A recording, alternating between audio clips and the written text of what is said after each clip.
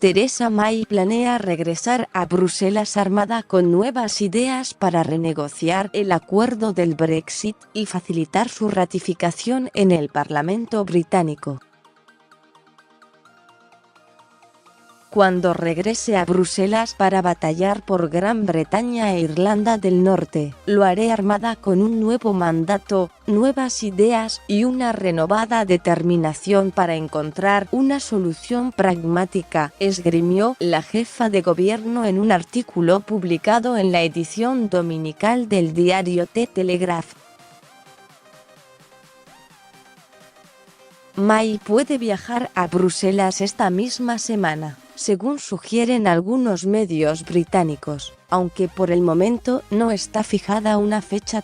para esa visita y los líderes comunitarios insisten en que no están abiertos a modificar el tratado que sellaron el pasado noviembre. La Cámara de los Comunes aprobó la semana pasada una enmienda que insta al Ejecutivo a sustituir la controvertida salvaguarda para evitar una frontera en Irlanda del Norte por arreglos alternativos, si bien May ha recalcado que reemplazar por completo ese mecanismo es solo una opción entre las que contempla.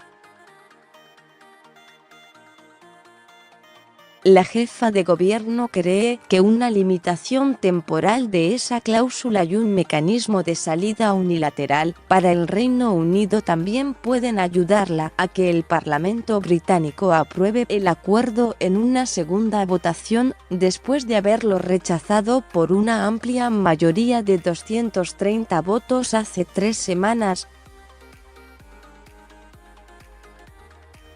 El temor a que llegue la fecha límite del 29 de marzo sin que los diputados hayan ratificado un pacto de salida ha llevado a diversas empresas y organismos a preparar planes de contingencia ante un posible Brexit no negociado.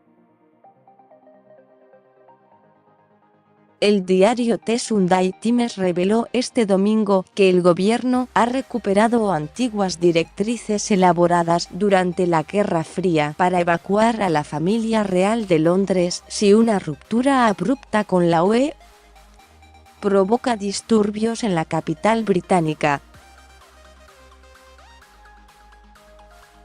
Los planes, diseñados originalmente para ser llevados a cabo en caso de un ataque nuclear de la Unión Soviética, contemplan sacar a la reina Isabel II y el duque de Edimburgo de Londres y llevarlos a una localización secreta, indica el diario.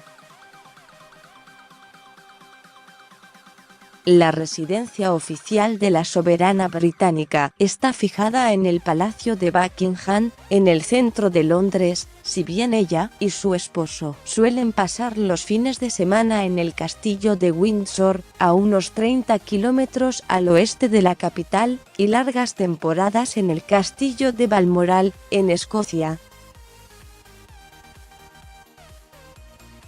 La incertidumbre del Brexit ha llevado asimismo a la automovilística Nissan a confirmar que ha dado marcha atrás en sus planes de fabricar el modelo X-Trail en su planta de Sunderland, Inglaterra, que se producirá finalmente en Japón.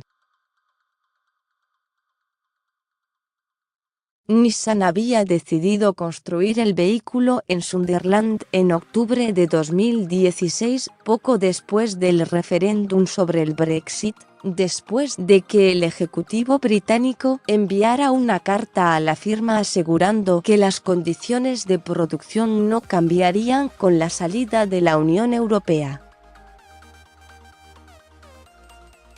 El presidente de la compañía para Europa, Gianluca De Ficci, argumentó hoy en un comunicado que ha tomado la decisión por razones empresariales.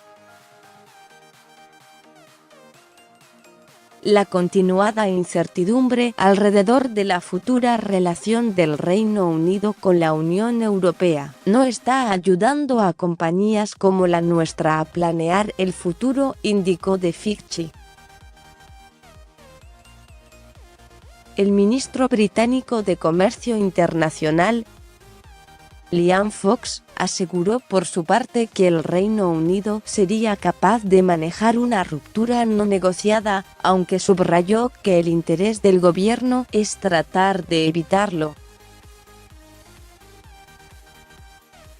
El titular de Interior, Sajid Javid, indicó que el país continuaría siendo uno de los más seguros del mundo en caso de un Brexit sin acuerdo, si bien admitió que cambiaría su capacidad de acceso a ciertas bases de datos europeas.